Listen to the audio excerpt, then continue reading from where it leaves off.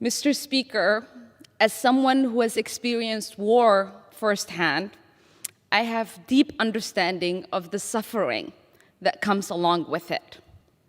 As a child, I lived through a violent civil war that destroyed my home, ripped my family apart from each other, and killed many of my family and friends.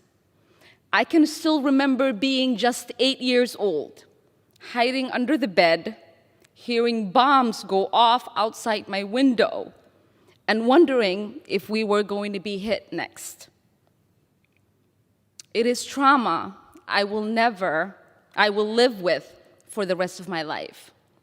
So I understand on a deeply human level the pain and the anguish families are feeling in Palestine and Israel at the moment, and the helplessness people feel here in the United States who have family in the region, including many of my constituents. And it is for this reason that I abhor violence. The truth is that this is not a conflict between two states. This is not a civil war. It is a conflict where one country, funded and supported by the United States government, continues an illegal military occupation over another group of people. Let me be clear.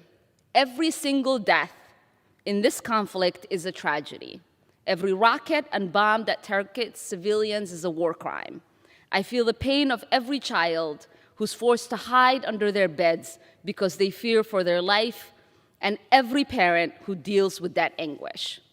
And I wish we as a nation treated that pain equally.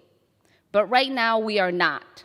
And instead of condemning blatant crimes against humanity and human rights abuses, many members of Congress have instead fallen back on a blanketed statement defending Israel's airstrikes against civilians under the guise of self-defense, without even a mention of the children getting killed, much less what happened at Al-Aqsa or in Shirjara.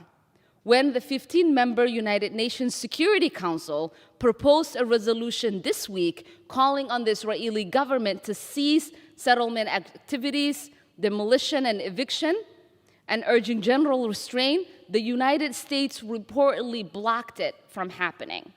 We are currently blocking the United Nations Security Council from calling on ceasefire. And to this day, we as members of Congress have not had yet a hearing or a briefing on this conflict, or gotten answers on whether our weaponry or money is being used to commit human rights abuses. So I must ask, when we defend Israeli citizens' right to peace and security, how can we at the same time ignore the 5 million Palestinians living under occupation? When we say that Israel has the right to self-defense, how can we ignore the home demolitions, settlement violence, and forced annexation of Palestinian land that is happening? And how can we say they themselves do not have the right to defend themselves? How can we pay lip service to a Palestinian state, yet do absolutely nothing to make that state a reality while the Israeli government we fund tries to make it impossible?